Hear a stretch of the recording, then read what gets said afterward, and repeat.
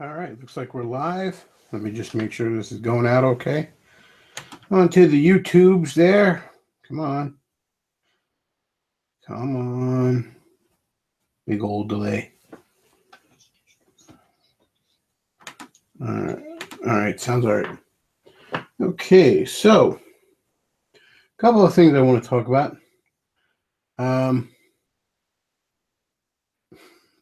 So I'm looking at the chat here. Bunch of people. First. No, two people can't be first there, guys. What up, fellow deplorables? All right.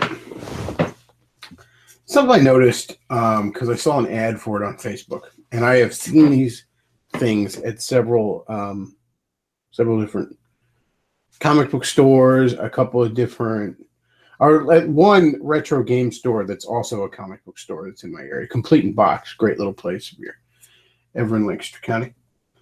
But fucking Golden Girls Funko Pops. Now, a lot of people have a very visceral reaction against the Funko Pops in the first place. I think largely just because they're all over the fucking place.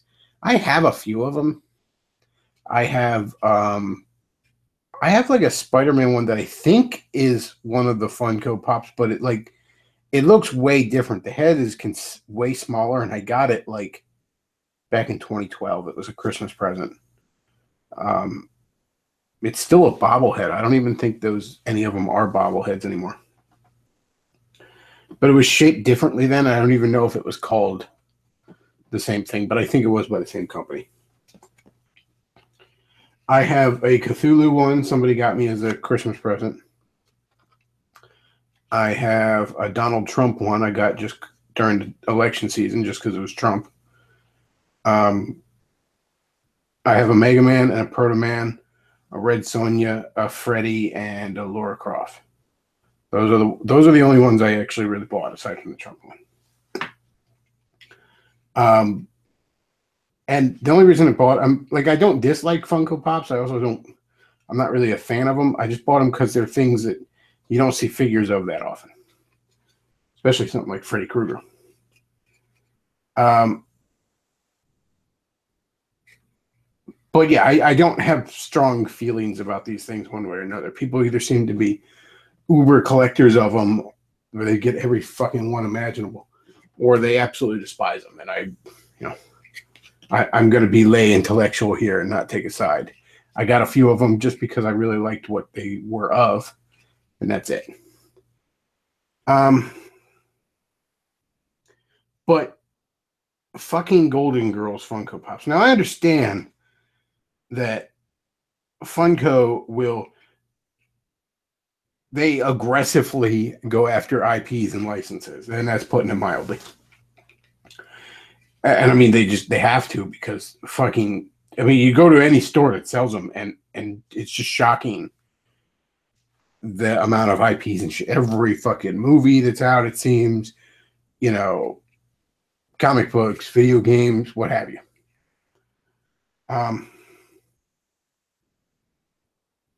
Like I said, I have a couple of them that I bought just because they were things I don't see figures of. Like, I'd never buy a comic book one. Like, I'd never buy, like, say, I have a Spider-Man one. Again, that was, I don't even think they were called Pops back then. It's sized way differently. The head's much smaller. I wasn't paying attention to that kind of shit back in 2012, so I don't know if it's from the same thing. But anyways,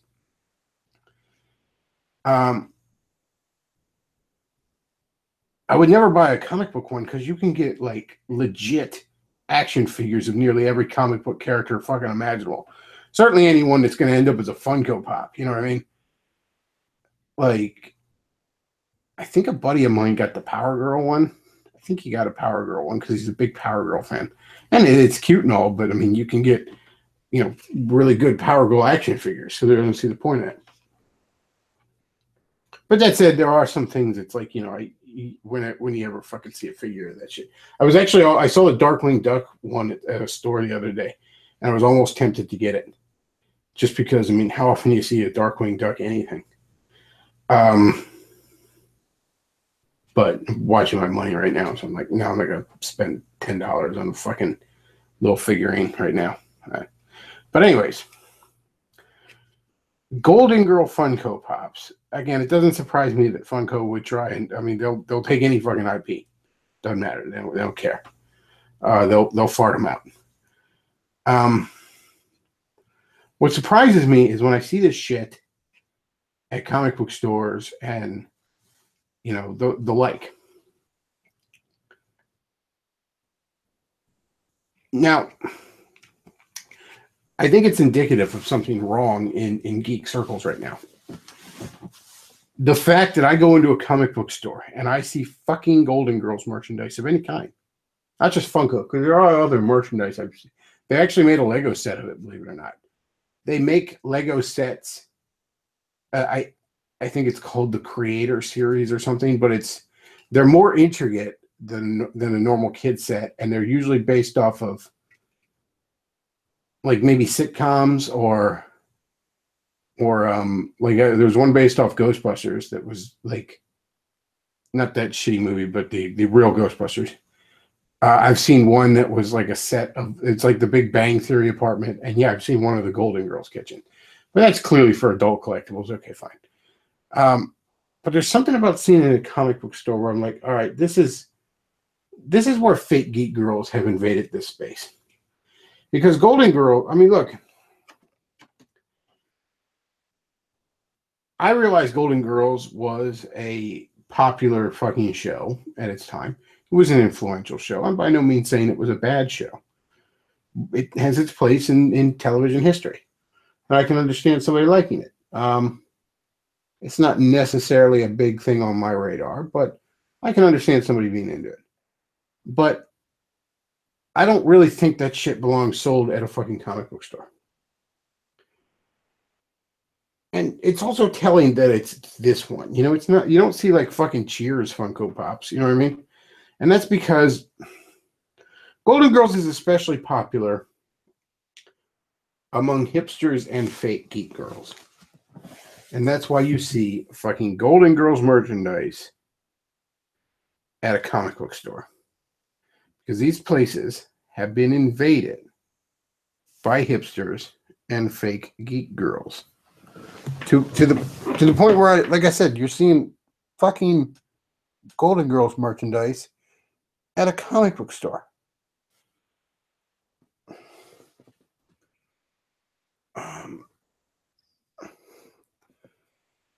And a lot of it, I mean,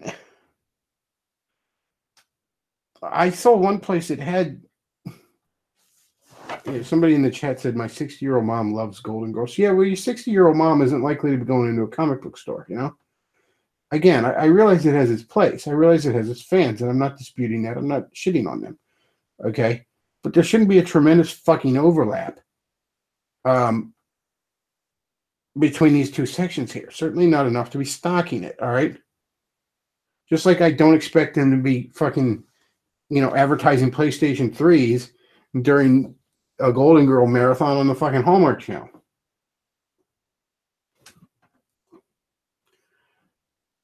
Fake geek girls have turned out to be every bit the fucking plague upon these hobbies and these interests that anybody ever imagined they would be. I mean, you see this with the fucking milkshake shit going on right now. The Make My Milkshake Marvel bullshit.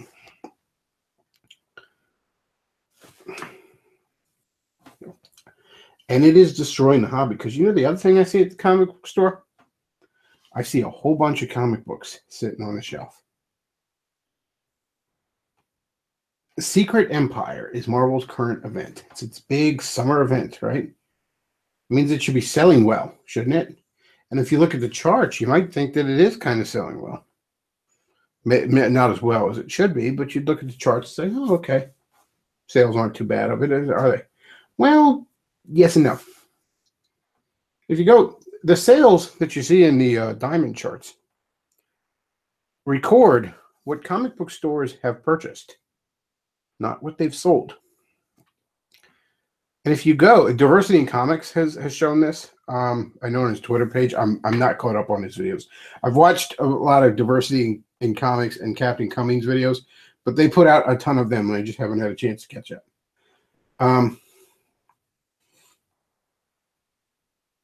Somebody in the chat says How I Met Your Mother gets a Comic-Con panel. Dear God, it did. It did back when it was on. It got one like twice in a row. Now Comic-Con out in San Diego is almost entirely Hollywood. I remember in America, or no, it was Cleveland Show did an episode where they made a joke about how it's basically just fall TV previews over there or something.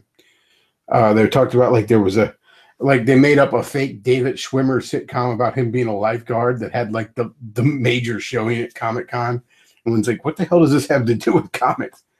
I mean, I could even understand like Big Bang Theory being featured heavily at Comic-Con. I mean, whether you like it or not, it obviously is meant to have a big overlap with geek shit.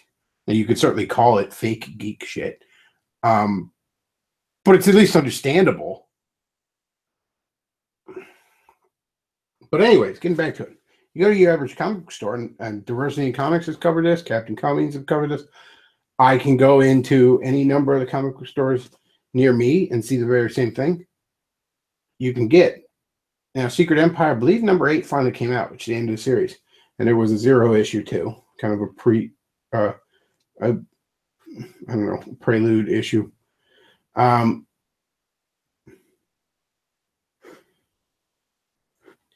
0 through 8. You can go in almost any comic book store right now. You could probably buy 10 copies of each. No fucking lie, right off the shelf. Minimum 10 copies each. And what's the issue 0? Something like 4 or 5 months old, something like that now. I don't think it's been monthly. I think it's been like 2 issues a month. But I mean, maybe it was monthly. Maybe it's fucking 8 months old. I don't know. I don't remember off the top of my head. Point is, it's not selling. It's not selling. You go in there, you'll see fucking Squirrel Girl sitting on the fucking shelf. You'll see fucking America by Marvel Comics sitting on the shelf. And what's come out is that Marvel is actually forcing a lot of these people to buy some.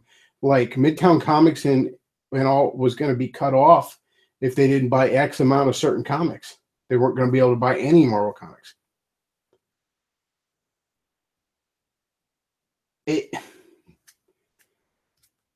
There's a major crash coming. I mean, look, back in the 90s, comic book stores ended up sitting on a bunch of shit they couldn't sell when the speculator bubble just collapsed and comic book stores were closing left and right, and the ones that survived had to burn copies of Deathmate to stay warm.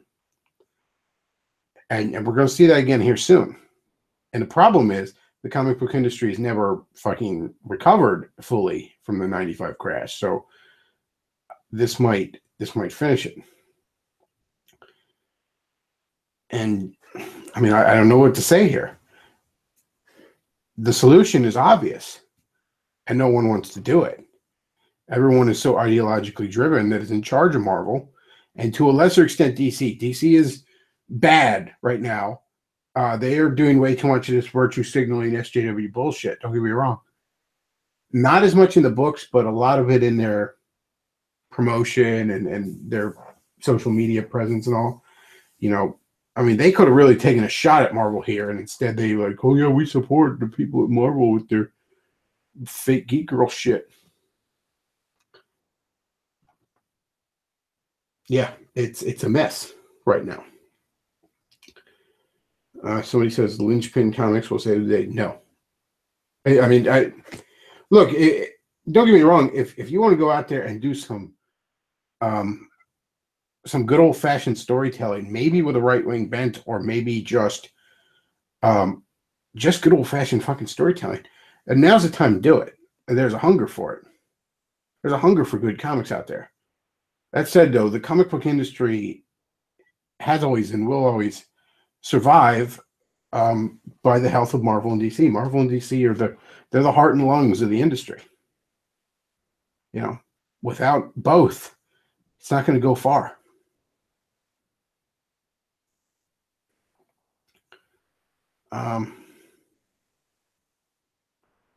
Squirrel Girl and Carl Manvers are ruining comics. And you know what happened to Carol Danvers here recently breaks my fucking heart. And she was almost kind of the start of this SJW bullshit. Right after the Avengers versus X-Men big event of 2012, I think it was. Right after that, in the aftermath of that, they switched Miss Marvel over to being Captain Marvel and gave her a lesbian haircut and removed everything interesting from the character. I don't mind that the character grows. I don't care that she took on her former idol's mantle. That's fine. I didn't even mind the costume. It was kind of cool. Sort of preferred the Miss Marvel costume, but I had grown a bit attached to it, in all fairness. You compare her Captain Marvel series, or any of them, they've relaunched it like 14 fucking times, I think, in the last years, because that's just what Marvel does right now. You compare her stint as Captain Marvel to the Miss Marvel series she was in the mid-2000s. I think it was 2006 it started, maybe 2005. It was shortly after House of M. Or compare it to how she was portrayed in, say, Kurt Busiek and George Perez's Avengers run, starting in late 98, or early 98, I believe it was. Carol Danvers was a very interesting character because she was very capable, but also just a bit of a fuck-up. It was very endearing and interesting. There would be things like, you know, she answered a cell phone while flying to some site to go. I think the Brood had attacked some small town and she was going to go fight them. But, you know, she picks up the cell phone and, you know, she was all embarrassed because it was Johnny Storm from the Fantastic Four was hitting her up for a booty call or something. And she drops her cell phone mid-flight. So she has to go get another cell phone. It was just little stuff like that. There was a big story arc in Avengers back in the late 90s of her being an alcoholic. Just very, very endearing to the point where it actually had fucked up her powers. She ended up losing a power she had. Her powers had actually grown to be even more powerful, and she was going by binary for a while because she could almost turn into like pure energy. And her fucking alcoholism just fucked up her body to the point where she couldn't even do that anymore.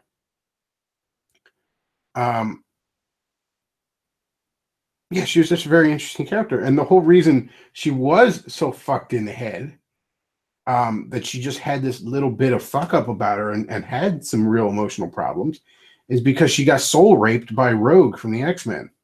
The whole reason Rogue can fly and is super strong, even though that's not her actual fucking power, is because she had latched on to Miss Marvel so long she had permanently taken powers from her. And put Miss Marvel in a coma for a while. When she woke up, her powers were fine, but she was kind of fucked in the head.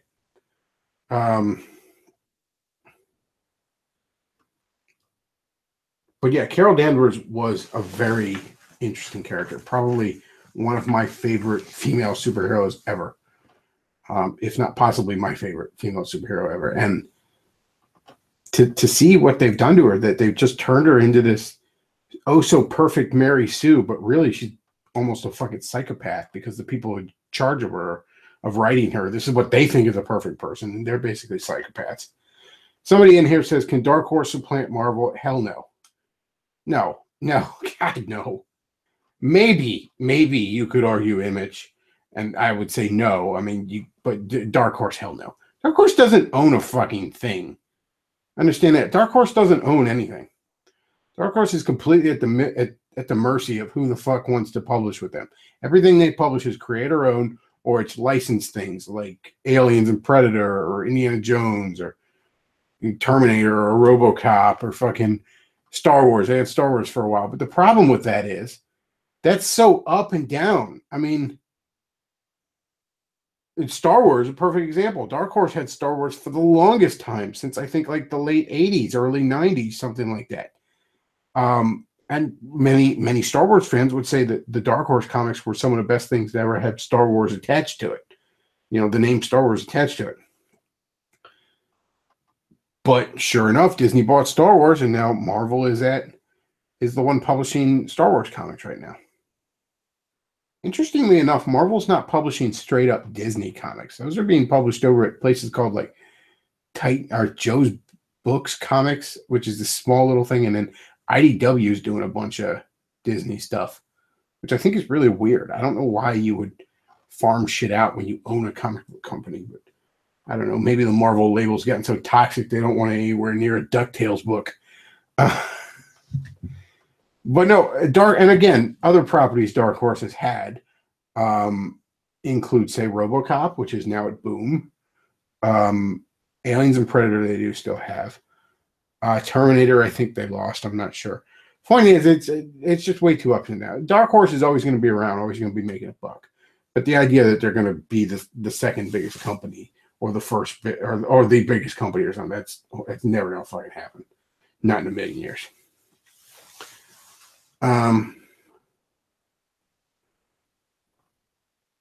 Let's see.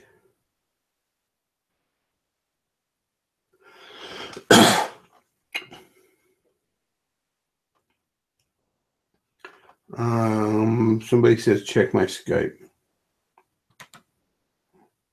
Somebody says they want to hop in. You know, oh, that's Nightwish fan. Yeah, I might bring him in. Give me 1 minute though. There, I'm not quite done rambling on. Other thing I want to talk about. I saw this at the comic store today, and I picked it up because I misread it. I thought it said #1. It was actually #7. There's a new Red Sonja series going on at Dynamite. Now, the Red Sonja series at Dynamite, the earlier stuff there is absolutely fantastic. It's one of the best fantasy books you can get. Eventually, though, Gail Simone took over, and that bitter old cat lady turned it into a fucking feminist horror show. That said, though, I saw a Red Sonja title on the fucking shelf, and I noticed that it did not say Gail Simone. I was like, oh, shit. And again, I thought it said #1, but it said #7. But it turned out it was fine. Again, you know, people would tell you, oh, you have to start at the beginning on everything, all this dumb shit. I had no problem catching up, okay? If stuff's written well, you should have no problem getting yourself caught up. And for some reason, Red Sonja was trapped in modern day times and had hooked up with some people. But again, I had no problem catching up to realize what was going on. But it was actually a pretty interesting read. I think I'll check out that series permanently. Might check out the previous 6 issues. But yeah, I was very pleased to see Gail Simone was not on that book, because Gail Simone, while she was once a good writer, she's not anymore. She's a bitter old cat lady. And she's actually a terrible, terrible freaking person. She recently basically got, like, a very unprofessional. She talked about how she'd been fired off this book in DC and basically got all her fans to go attack them. Years ago, when I was writing my blog at landsharkattacks.com or .blogspot.com, I had written a bad review of her Red Sonja #0. I think I did actually at her, but because I was still under the impression that you should, you know, don't say behind someone's back what you wouldn't say to their face, because, you know, still under the impression I was naive enough to think most people were reasonable. I know, it was dumb of me. But anyways, I mean, she latched onto that and fucking had a hissy fit from some nobody blog, and she's like, look at this loser MRA, and she sicked a bunch of fucking fans on me and shit. And I, you know, just completely unprofessional way to handle a bad review. Like, you shouldn't even be acknowledging a bad review, let alone one from some pissant little site. You know, it's unbelievable the lack of how this fucking woman in her fucking 40s or 50s acts like a 13-year-old girl. But yeah, she's shown herself to be extremely unprofessional. And to be honest, I believe it was her that caused, and maybe I should have always known. I don't think it seeped through to her writing years and years ago, but she was actually the one who created that big controversy about the women in refrigerator trope and something. I believe that was her. I could have this wrong, but the women in refrigerator trope in comics, and it's not even really a trope, it's just something feminists bitched about. But where it comes from is there was issues of Green Lantern where Kyle Rayner had taken over as Green Lantern, and some villain had discovered who this Green Lantern was, had discovered his secret identity, had broken into his house, killed his girlfriend, and shoved her body in the refrigerator. That's pretty gnarly stuff. It was some pretty heavy stuff. And it was, I mean, like a couple of issues into his fucking run as Green Lantern. You know, he maybe like a story arc or two. And his girlfriend was actually very instrumental in getting him to man up and accept the responsibility. And then it was a major character development moment. It's some gnarly shit. And also it's something a villain might do. You know, if he wants to fuck with you and knows who you are, he'll go after your loved ones. and he might do it in a way that taunts you. Well, they decide this is a trope. It's women is harmed and stuff like that. And Gail Simone, I don't know, she was on her period because I guess back then she could still get them. And, bitched at writer Ron Mars about it. And, this was the 90s and nobody knew how to fuck to deal with that shit yet. Nobody had realized you don't bother even talking to a fucking feminist. You just tell her to go fuck off. But I mean, Ron Mars is 3 or 4 times the writer Gail Simone ever was at her best. And you ruined the refrigerator tropes. You made my pussy. Shut the fuck up, Gail. Don't you have like 40 cats to go feed?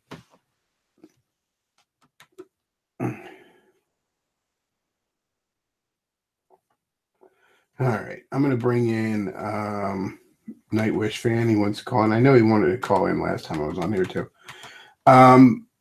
Little house cleaning. Well, first of all, there's the tip jar where if you enjoy the show, you can, fuck you, pay me, as Christopher Cantwell likes to say. Tips of any side, greatly appreciate it. Also, the VidMe channel. There's like 4 videos on there. The next video is going to be why the Teen Titans cartoons sucked. I'm going to educate you all that just insist on thinking that cartoon did not suck. It's I've seen the beginning part of it. Luke's about halfway done with it, I think. It'll be coming up shortly, and it's gonna rock y'all's fucking world. So do check out the VidMe channel if you're not already subscribed to me on there. You should be, because honestly, if I could stream on there, I don't believe I'd be on this shitty ass Google product much longer.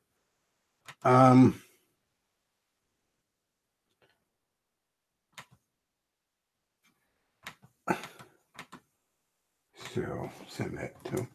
Let's see what else. Oh yeah, there's a couple of actual videos on here, not just live streams. I did a tour of my bookshelf and a tour of my game shelf. So check those out. Those are fun little videos. I hope you like them. So far, the people that have checked them out seems to have enjoyed them. And somebody's like Teen Titans. Z at the end.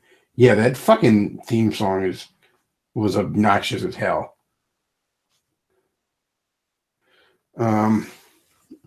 That's like the least of it. Really, the biggest way the Teen Titans cartoon sucked, I mean, just objectively was a fucking failure, is that it missed the central point of the Teen Titans by removing the older heroes from the picture to the point where it's questionable as to whether or not they even exist in that universe. I mean, we've hinted around that Batman exists. Other than that, there's no hint of any kind of Justice League or any of those guys existing. At least that I know of. Maybe there's an episode I missed or something. But by removing them from the picture so thoroughly, you missed the entire fucking point of the Teen Titans as a concept. Nightwish fan, what's on your mind? Hey, can you hear me? Yep. Okay. This is why I wanted to talk to you for a while. It's just, schedules have been kind of clogged up. But the thing I find interesting, and we can see this, as you brought up on one of your Facebook posts, comics suck, TV sucks, movies sucks, books suck, music sucks. Like, I feel like, obviously, just culture-wise, we kind of hit like a dead end.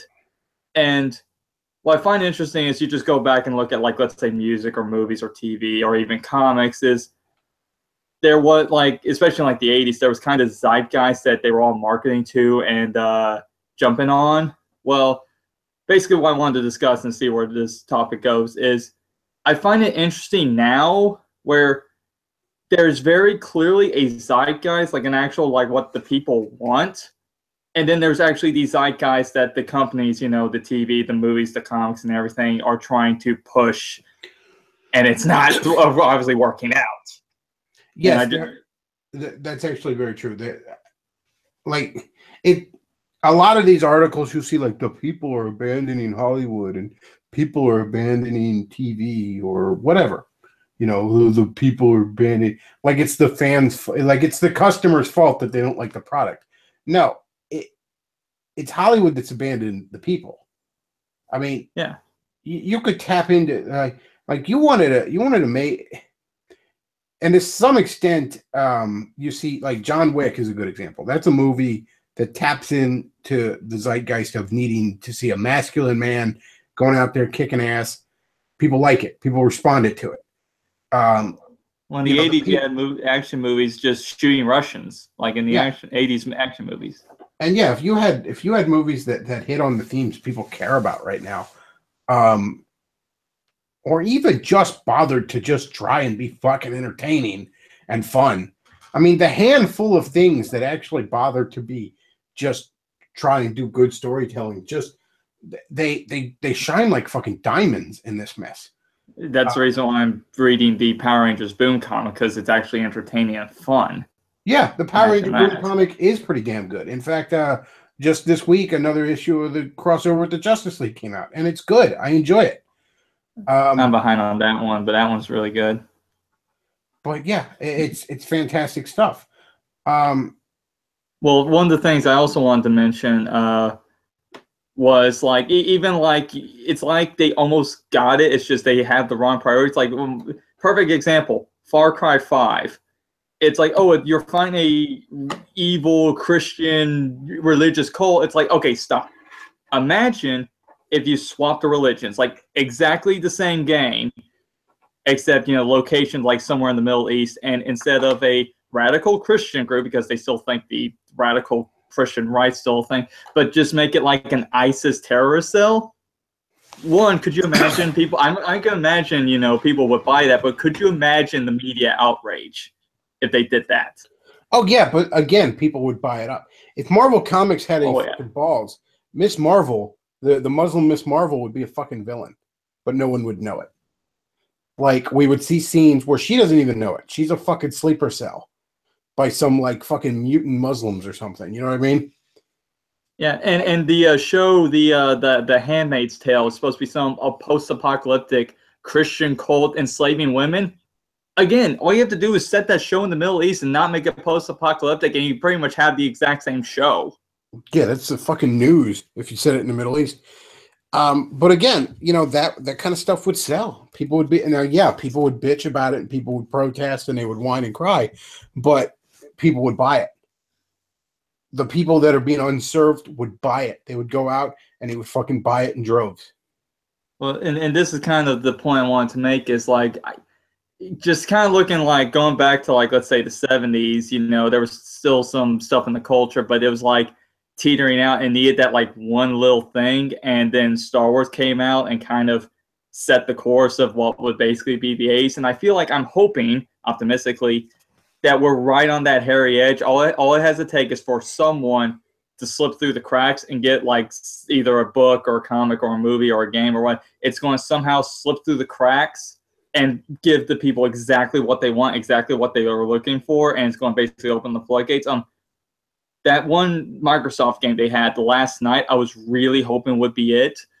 But one, they basically browbeat the developer, and they also said that, oh, it's misguided because it's like a cyberpunk socialist setting, which to me sounded interesting because I would love to see it's kind of a cyberpunk socialist, because the capitalist one has been done to death. It's like something different, punk socialist environment, but you know, due to the outrage, I think they even confirmed they're going to change up some things, so they're probably just going to make a generic, oh, you know, dystopian capitalistic future. But it's like, keep on waiting for that. Someone is going to slip through the cracks and give the people exactly what they want.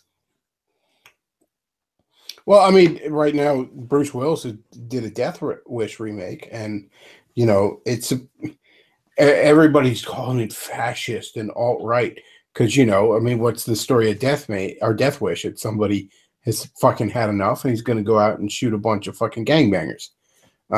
You know, and that's something that resonates with people because every night on the news, you got to watch a bunch of Dindus burning down the city. Yeah. And which also God-fearing K-types look at that and they want to go out and bust heads. Well, I'm still begging for. Well, speaking of that, I'm kind of waiting for. I'm looking over again, going, can someone please shoot John McCain because the brain tumor's not killing them fast enough. But yeah, but with Death Wish remake, FBI. No, not suggesting. I'm not suggesting anyone shoot him. I'm just wishing general harm upon him. Yes. Just wishing an outcome. Anyway, I What hope was the the? tumor explodes in his fucking head, like that scanner scene. And he's just up there talking, it's just like throbbing, and boom, But like, but bumps of yeah, John but McCain head all over the place. the That would be good ESPN TV right there. oh Not man, ESPN. What the hell? C-SPAN. or Or, CNN. yeah, that'd be some But damn good anyway, television on C-SPAN. But no, the but thing about it is, the Facebook post in question, I talked about this and I said, look, Marvel Comics are fucking AIDS right now, and oh, you can't. Video games fucking suck. There's nothing in the movie theater, oddly enough, except for Marvel Comics movies that are mostly pretty good. But most of it's shit. There's nothing. There's 300 channels on. You're lucky if you find a dozen shows to catch your interest, if that. But at the same time, I mean, I am a man of faith. So part of me looks at this and says, maybe there's a reason for all this, because I mean, that wakes people up. People, we retreat into these things too much at times, and when that's taken away from us, I mean, the culture shifted massively rightward, based solely off of these fuckers trying to take away people's video games. When people are left with nowhere to retreat to, that's when they're cornered and they get rather aggressive. And part of me wonders, just as a man of faith, if maybe there's not some sort of plan here. I mean, there's a lot of real shit that needs to be addressed, and it's going to take a lot of us refusing to look away from problems to get it addressed. The infrastructure is fucking crumbling. The social fabric is in tatters. yeah. The statement that boys have a penis is becoming more controversial by the day, to the point where some people are likely to get fired for fucking saying that. Well, how about that Google manifesto? Yeah. So there's real shit that needs done. So maybe, just maybe, our Heavenly Father has decided to take our toys away until we clean up our fucking room. Now, that's kind of sad. It's kind of sad that these things are being shit up. I don't like it. I don't like looking at a bunch of 13-year-old girls with blue hair shitting up Marvel Comics. It honestly breaks my heart. I don't like seeing video games in the sorry-ass state that they are. I don't like that there's more... I literally have 300 channels on my cable package. And I remember as a kid, even I had cable as a kid, but the idea, that was something like the rich guy with the Uber satellite package had. You know what I mean? Yeah. I should be never wanting for something on television.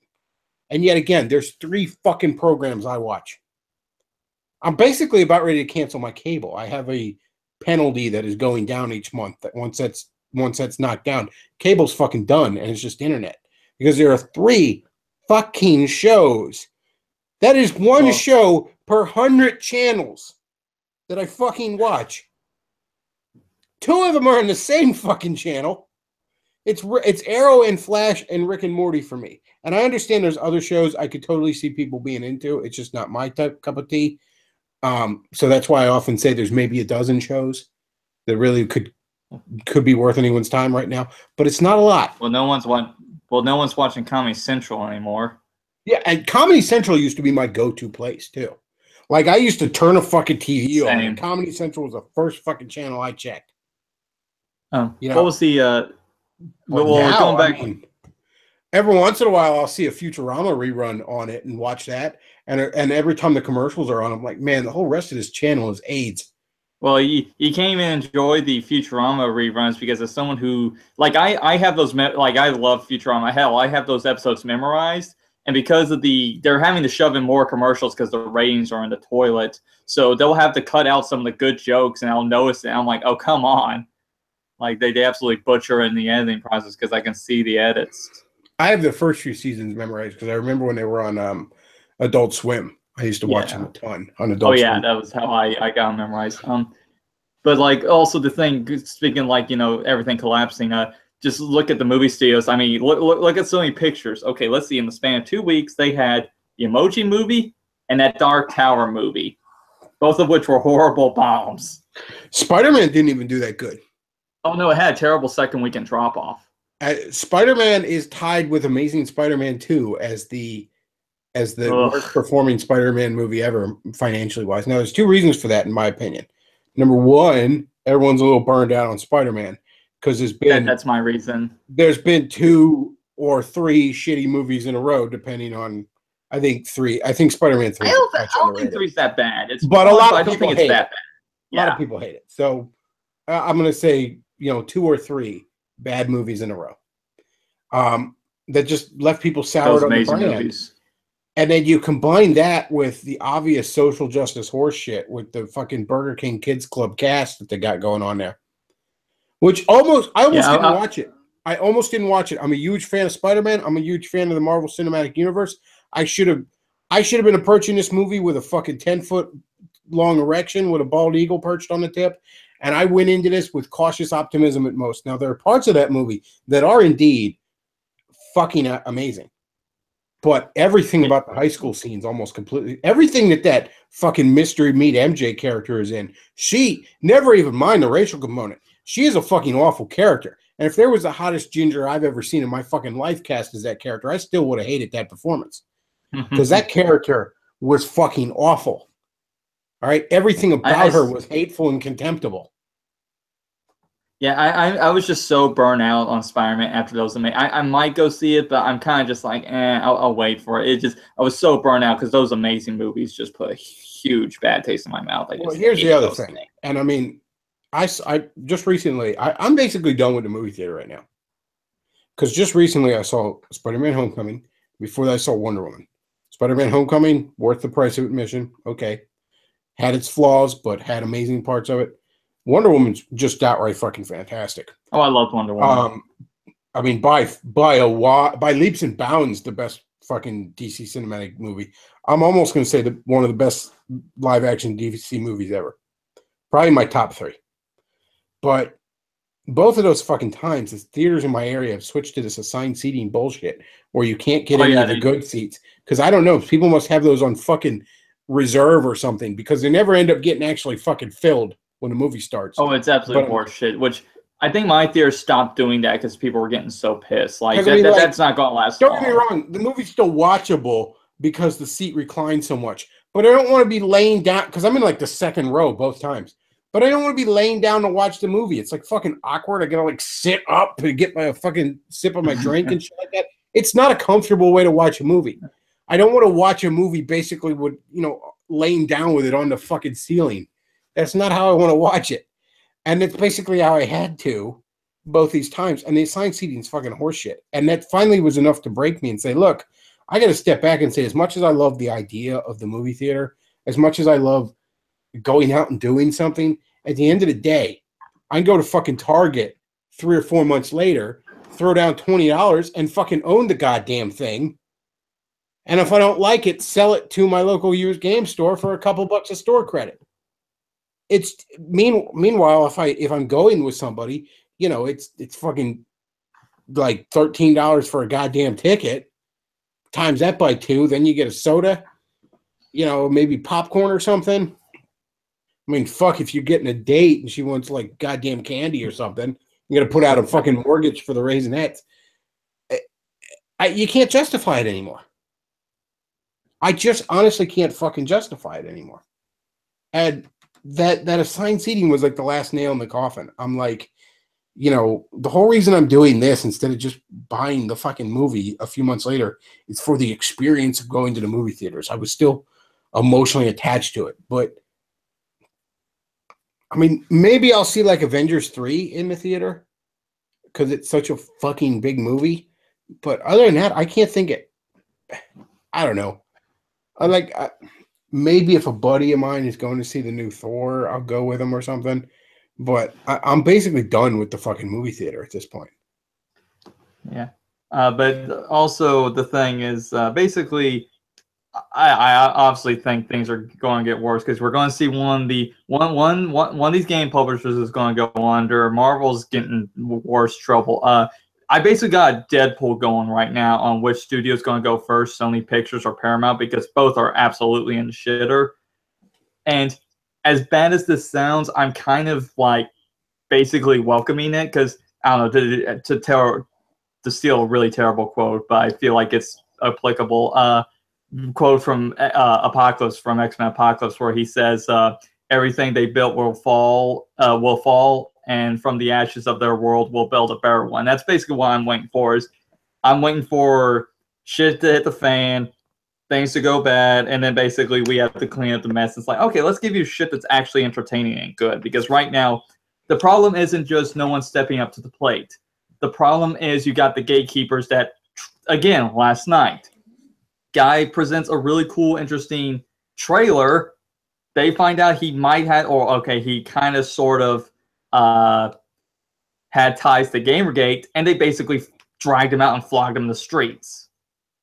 Well, So people need to have some fucking courage, because I mean, if you just stand up to them, they can't do jack shit to you. I mean, like, everybody points to Notch, and I realize Notch has the epitome of fuck you money. Yeah. But I mean, even like the fucking guy that made like Earthworm Jim and worked on fucking VeggieTales, I bet you he's hardly set for life.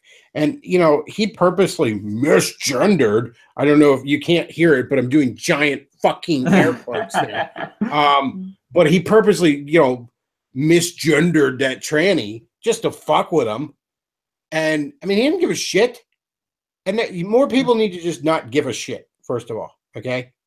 Yeah. Like, well, like, and they then you don't have have that guy who. And when they do manage to circle around somebody, I'm noticing a constant diminishing returns. It is, they have to work harder to accomplish more each and every fucking time.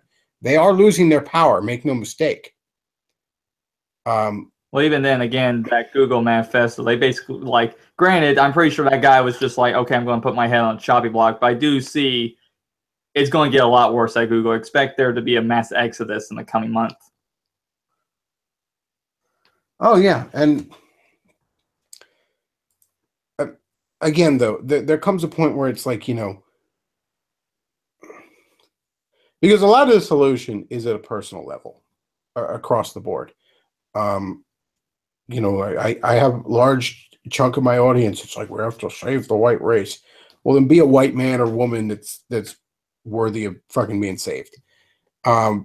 Because every group, whether it's the West or the white race or the K-types or whatever the fuck, every group is made up of individuals, and they're only so good as those individuals generally are. So there does come a point where you got to be fucking better. Like, go out there and try and make some money. Go out there and try and go to the fucking gym. Get in as good a shape as you can. Get yourself a good woman, or you know, for the ladies out there, get yourself a good man. Settle fucking down and be a couple and be a good husband, be a good wife, and then, you know, fucking have a kid and be a good father and be a good mother. There does come a point where you gotta get your own fucking house in order as best you can.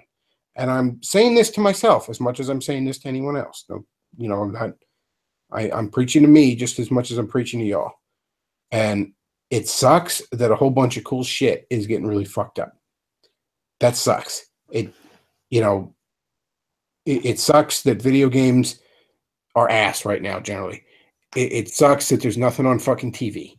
It sucks that you can't watch a fucking football game without Black Lives Matter shit being shoved down your throat. I don't even like football, and I think that sucks. I feel bad for the football fans. ESPN has gotten worse. You know, it sucks that superhero books are paused in the fucking egg hole right now. That all sucks. It's terrible, all right? And hopefully one day we will have the opportunity to punish the people who did this. But for now, you know, take this opportunity and sort your shit out. Because there's no distractions right now. We have no excuse not to. Yeah. Before I go, there's one little thing I wanted to bring up. It's just one of those things where I can't tell if the comic is self-aware or this is an accident.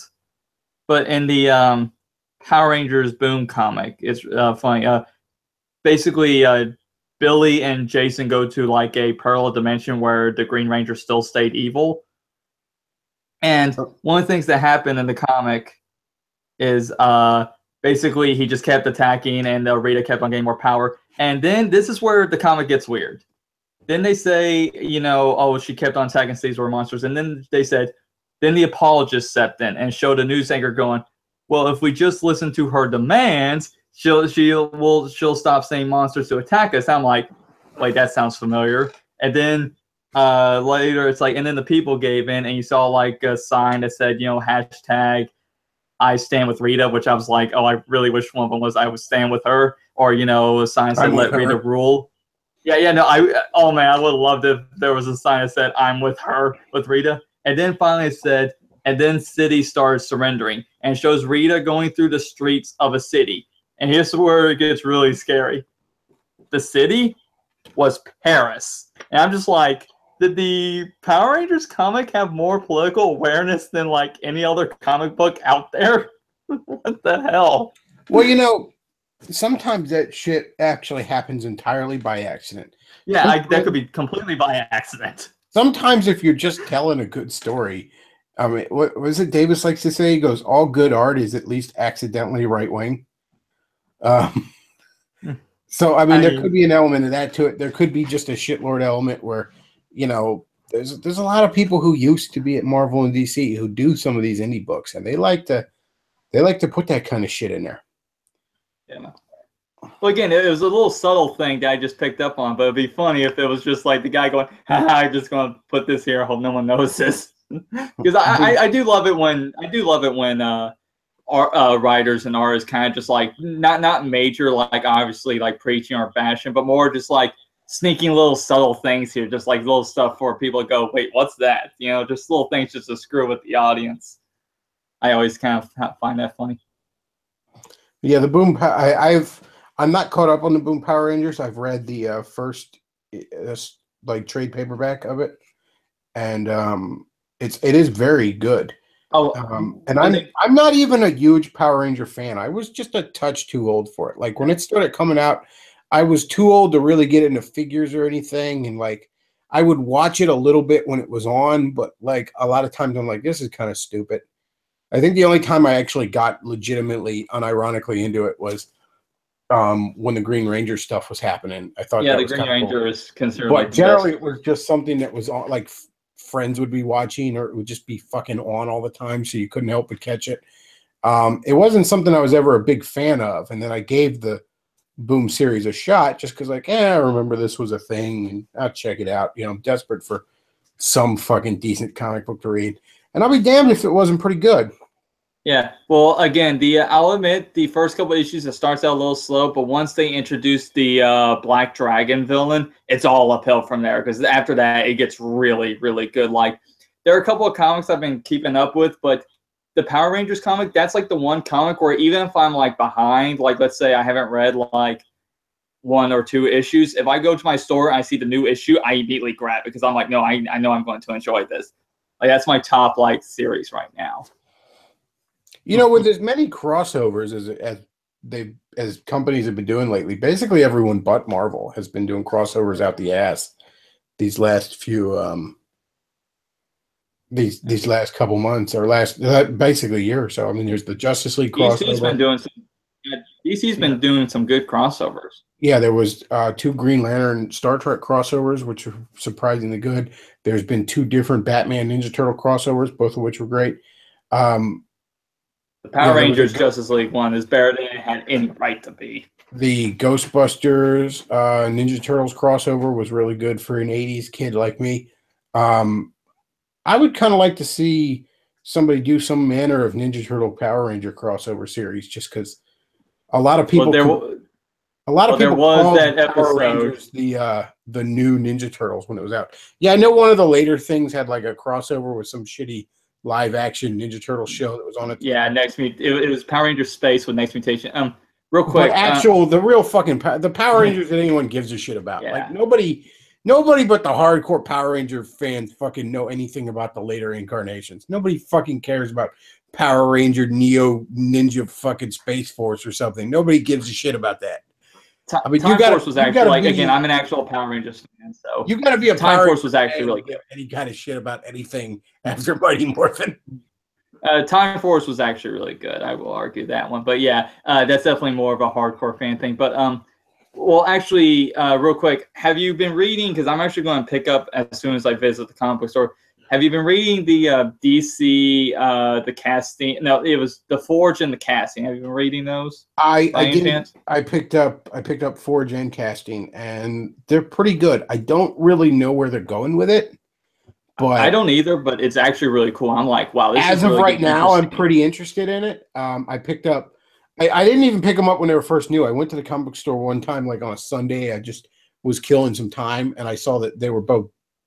They had copies of both, and I even looked at them, make sure they weren't beat up, because I like to. I don't collect comics anymore, but I like to resell them. Yeah. After I'm done with them. So I was like, okay, I'll give these a shot. And I like both of them. There's also a Joker versus Riddler, like gang war going on in Batman right now. That's pretty nice. damn good.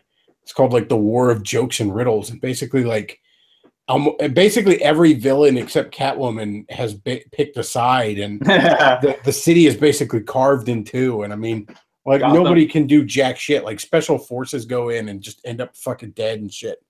Gotham Civil War. But yeah, it's pretty good so far. Because I mean, it's just I really hope Batman has strong villains, and this is a villain-centric story heavily. So I really hope DC doesn't I really hope they don't burn out, because I despite some social justice stuff, I think they're doing actually well compared to everyone else. I think they're doing pretty good. I really hope they don't burn out. I like the stuff going on with hinting that Dr. Manhattan was behind the shitty New 52. The Button story in Batman and Flash was really good, and there's gonna be a mini series following up on that called Superman Doomsday Clock, which is basically get that. Superman dealing with Dr. Manhattan. Yeah, I'm really looking forward to that. That's supposed to be out in October. Well, I just want to bring up this will be my last point, but I just want to point this out. So I never even heard of Dark Days, the casting. Okay, that wasn't even on my list. I heard that they were doing something called Batman Mail, but I'm like, I don't know what that is. And then I heard, the Forge come out, and people I like, like Captain Cummings, Diversity Comics, Douglas Stearns, I also really like, and some other people, and even stores were going like, hey, have you read this thing called the Forge? I go, no, and they're like, oh, you should pick it up. And just through good word of mouth, I got a copy. As soon as I read it, I waited for Casting to pick up Casting because I was really enjoying the story. Meanwhile, at Marvel, they basically are trying to give me Secret Empire for free because they're like, no, please take it. I'm like, no, I don't want that thing anywhere near me. And that one had the bigger marketing campaign. Yeah, and it's Secret Empire was a complete fucking flop. I think I picked up Generations is already dead on Rival. I picked up an issue of Amazing Spider-Man that tied into it because it had Dr. Octopus back as basically it was kind of a follow-up to the Superior Spider-Man stuff.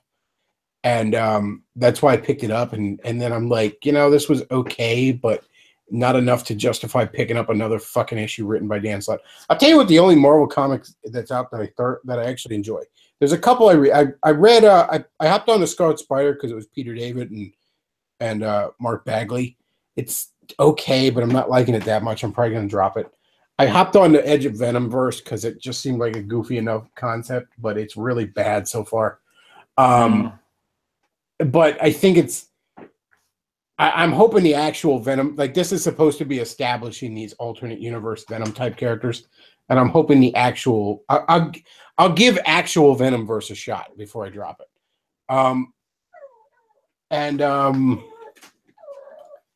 Well, we're already doing another event with Generations, and from the looks of it, that one's pretty much dead on arrival. The one that's genuinely good, and it doesn't even take place in the main Marvel universe, and I hopped into it just on a whim, is Amazing Spider-Man Renew Your Vows. It takes place in an alternate universe where Peter and MJ are still married, because, some writers actually know how to write a relationship, and they have kids that are young kids, I think the one's like a preteen, and they both have powers, and they basically, it's like the fucking Incredibles. They go out and fight fucking crime as a family. Because something was done to MJ where she can leech off of her husband's powers out on the field. Oh, interesting. Basically, Spider-Man's power can be halved between the two of them. And she didn't actually like that because she felt like she was a burden on him, so she ended up getting a symbiote. Oh, cool. Oh, But yeah, it's a really good read. I like it a lot. okay. Well, I'm going to duck out, but yeah, so I had fun discussing this topic, and thank you for having me on. So Certainly. keep doing the great work. I really enjoy your show. So, and also chat. Peace out. Yeah. So one other thing I wanted to talk about, because a bunch of people in the chat were asking me about it, and yeah, a bunch of people have noticed there's a dog crying in the background. I don't have a dog, but I do still live with my dad right now, I don't like mentioning that because I know how that sounds, but it is a roommate situation. I do pay all the bills except the mortgage. Point is, my dad got a dog who is the same breed as Loki and actually looks a lot like Loki, so it's kind of weird if I'm being honest with you, but he was just gotten a couple of days ago, so he's kind of a crybaby still. But yes, there's a dog here. God damn it. I hear the robot voice now.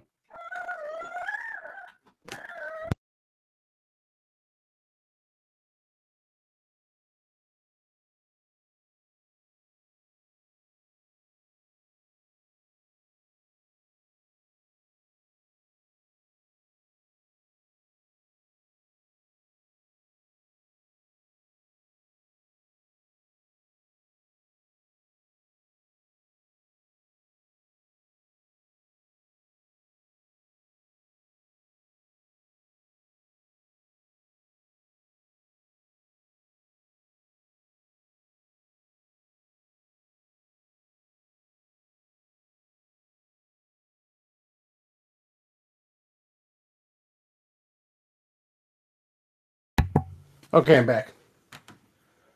But yes, there's a little dog there.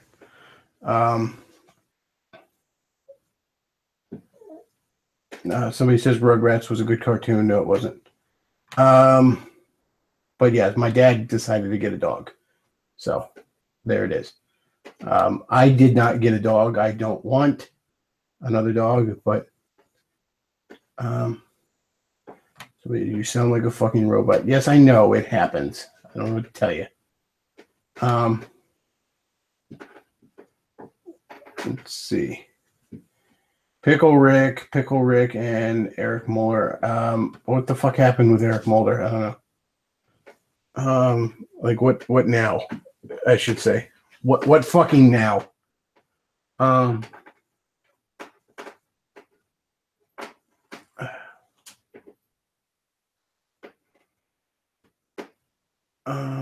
Let's see. Somebody in the chat asked, Bechtloff, you see the Twitter account, parents will never know. It's literally just degenerate sex stories among teenagers. It's really blackmailing. I saw a little bit of it. I was worried at first that it was like pedophile shit. That's why I took a look at it, and it was just people telling stories of when they were getting ass as teenagers, I guess, or something. So I don't know if that necessarily needs to be a Twitter account, but I'm not going on the warpath over it. Anyways, so the other thing, I really haven't followed too much of the fucking Trump shit this week. I know that there was some bullshit FBI probe or raid of one of the guys, one of the campaign guys' houses. This happened in July, but it just got leaked out that it happened. But the Pickle Rick episode of Rick and Morty was far better than I thought it would be. It was actually really good. It was solid, classic Rick and Morty writing. The end had really deep character moments. I liked the kind of mad scientist shit of how Rick got himself, built the rat suit and shit like that. It was actually pretty good. I really liked it. Somebody said, "What's the dog's name?" Danny is the dog's name. Somebody says you have a Bulbasaur as your Twitter icon. Why you never talk about Pokemon? I'm actually not that much of a Pokemon fan. I like Generation 1. I have a soft spot for it. I liked I think I got Pokemon Sun recently. I like that. I never really played any of the other ones. The Bulbasaur is actually just a running gag of me saying I identify as a Bulbasaur, which is just a gag I started on a reaction article years ago, making fun of Brianna Wu. So,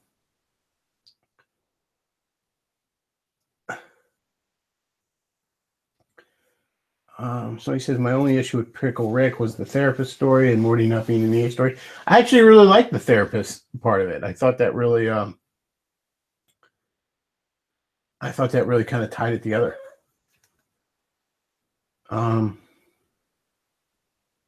Hearing the therapist tell Rick like it is was worth it. Yeah, when that therapist just laid down the law on fucking Rick there, that was fantastic. That was absolutely fantastic.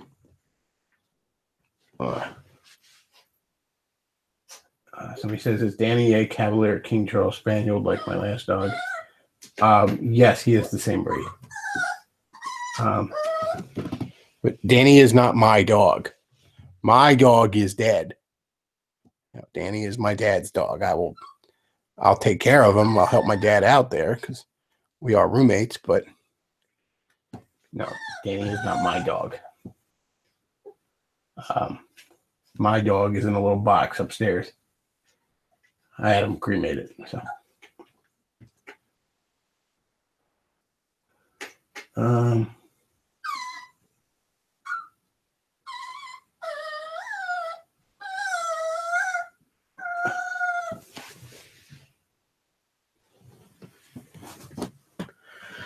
All right, well, I think the dog needs to go out, so I'm going to go ahead and take care of that before I end up with another fucking robot voice.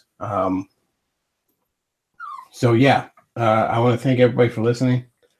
You know, if you enjoy the show, do check out the tip jar down below. And that's all I got for tonight, folks. Bechtloff out.